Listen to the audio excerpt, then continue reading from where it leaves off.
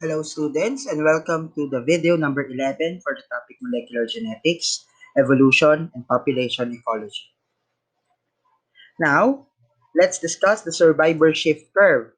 So, when we say type 1 of the survivorship curve, low death rates during early and middle life, then an increase among older age groups.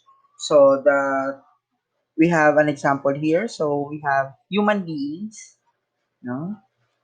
So, early and middle life, low death rates, pero pagdating sa older age, mataas. No? Type 2, where the death rate is constant over the organism's lifespan. Example is a squirrel or a beaver. Yeah. So, death rate is constant sa lahat ng stages ng kanilang buhay. And the type 3 survivorship curve is example are the oysters, no? High death rates for the young, then slower death rate for survivors. So, mas marami namamatay kapag bata. So, we have type 1, type 2, and type 3. Carrying capacity is the maximum population size the environment can support. So, may mga times na hindi na kaya supportahan ng environment yung dami ng population.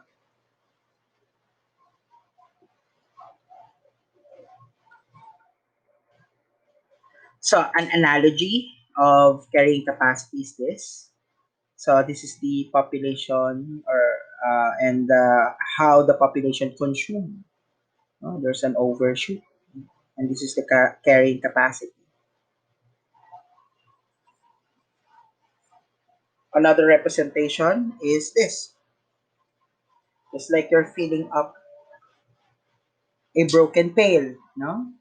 So because of excess population, yan, nababawasan yung population in terms of weather, human development, loss of habitat, old age, disease, parasites, predators, and hunting, starvation, and accidents.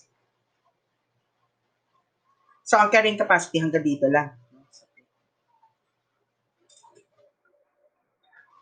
Limiting factors and population density. When we say limiting factors, it determine the carrying capacity of an environment for a species.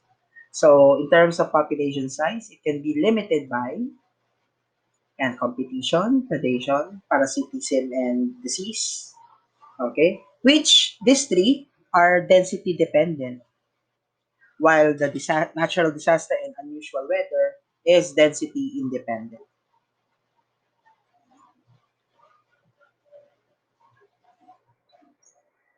Limiting factors in population density, predation is an example of density dependent factor, and drought is an example of density independent factor.